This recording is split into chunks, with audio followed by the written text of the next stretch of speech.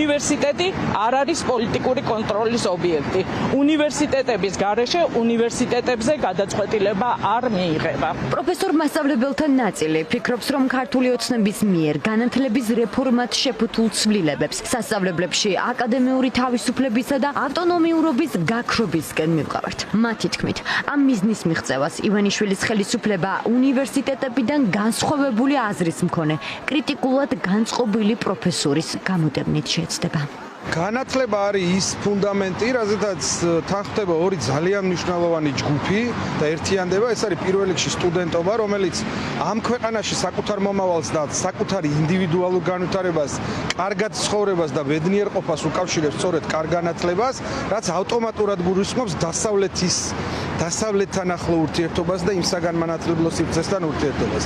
მეორე ნაწილი არის აკადემიური სფერო, ანუ პროფესორ მასწავლებლები, რომლებმაც ასევე ძალიან კარგად იციან იმის ფასი, რასაც ანგრევს ეგრეთ წოდებული ეს შემოთავაზებული რეფორმა. ყველას დაანონსებულ რეფორმას ოცნება ერთი ქალაქი, ერთი ფაკულტეტის კონცეფციის დანერგვით იწყებს. რაც იმას ნიშნავს, რომ კონკრეტულ ქალაქში კონკრეტული ფაკულტეტი მხოლოდ ერთ სახელმწიფო სასწავლებელს ექნება. ახალი საგანმანათლებლო კვანძების შექმნის მოტივით იგეგმება თბილისის საუნივერსიტეტო ინფრასტრუქტურის ქალაქგარეთ გატანაც. სპეციალისტები ვარაუდობენ, რომ ეს სტუდენტების ხელმისაწვდომობას განათლებაზე კიდევ უფრო შეამცირებს. სტუდენტი, პროფესორი, მასწავლებელი უნდა დაირაზმოს და ერთხელ და სამუდამოდ ამ ქვეყანაში განათლება უნდა გახდეს რეალური პრიორიტეტი. განათლება უნდა იქცეს ამ ქვეყნის ევროპული მომავლის საფუძვლად და ჩვენ ამისთვის ვიბრძვით და გავაგრძელებთ ბრძოლას.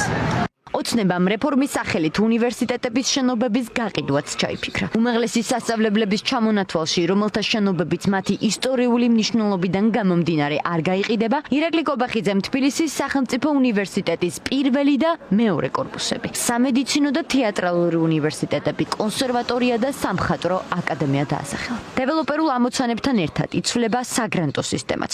ოცნება უმაღლესი სასწავლებლების დამორჩილებას, მათ შორის დაფინანსების შეზღუდვის ბერკეტებითაც შეეცდება. წერილობიდან ვისმენთ თუ როგორ გაყიდიან შენობებს და მხოლოდ ორ შენობაზეა საუბარი თესეუს პირველ და მეორე კორპუსზე, რომლებიც არის კულტურული მემკვიდრეობის ძეგლები, რომლებიც შენარჩუნდება, თუმცა სხვა დანარჩენ შენობებს სხვადასხვა უნივერსიტეტის ყველა განიხილება როგორც გაყიდვის ობიექტი, ის არის პრინციპში დასავლური სივრციდან და შეიძლება ითქვას, რომ საერთოდ საერთაშორისო სივრციდან ქართული საგანმანათლებლო სივრცის იზოლაციის დოკუმენტი.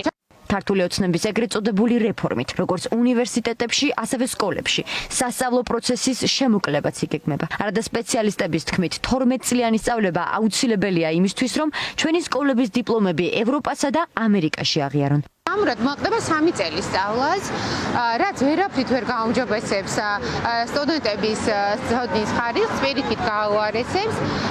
ასევე ჩვენ არ უნდა დაგვიწყდეს, რომ ეს ყველაფერი ხორციელდება ძალიან რეპრესიულ გარემოში და ამის უკან იფუთება ისეთი დამოუკიდებელი ხმის ჩახშობა, რომელიც ამორჩილებაც მათ ვერ მოახერხეს.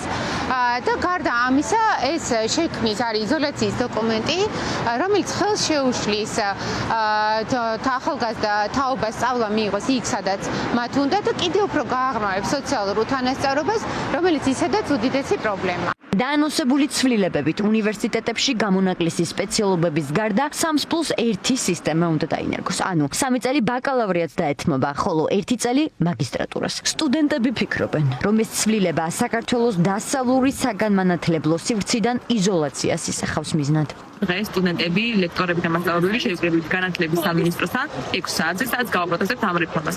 რეფორმას, რომელიც სრულად არ მოიცავს ჩვენი განათლების დონის ამაღლებას, არამედ მხოლოდ და მხოლოდ ფესიზოლაციას ქვეყანაში. ამ რეფორმაზე მუშაობს მარიამ ლაშქი, რომელიც არის სტუდენტების დაკავებაში ძალიან ცნობილი. ამ რეფორმაზე არსებობენ მუშაობს კახა კალაძე, რომელიც არის უბრალოდ სპორტსმენი და მინდა ასევე მოგახსენოთ, რომ ამ რეფორმაზე მომუშავეს სხვა ადამიანები სრულად არ არიან განათლების სფეროსთან დაკავშირებულები, არამედ უბრალოდ ისინი მუშაობდნენ შინაგან საქმეთა სამინისტროში.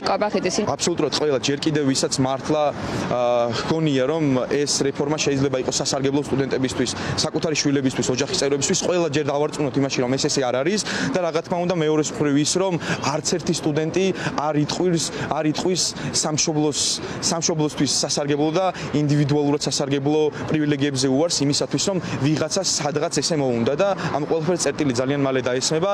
განათლების რეფორმაზე სამუშაოდ შექმნილი კომისიის მდივანი ლევან იზორია. თავდაცვის ყოფილი მინისტრი, ამჟამად კი განათლებისა და მეცნიერების საკითხებში საქართველოს პრემიერ-მინისტრის მრჩეველი. კომისიის თავმჯდომარე ირაკლი კობახიძეა, ხოლო მისი მოადგილის პოსტს ოცნების განათლების მინისტრი გივი მიქანაძე იკავებს. კომისიაში შედიან მასონთა შესახებ შეთქმულების თეორიების პროპაგანდისტი მარიამ ლაშხი და თბილისის მერი კახა კალაძე, რომელიც კომისიაში ალბათ განათლების სფეროს განსაკუთრებული სიყვარულის გამო შეიყვანის. ივანიშვილის მთავრობა გვპირდება, რომ კონცეფციას 2-3 კვირაში დაამტკიცებს და მის აღსრულებასაც ოპერატიულად შეუდგება.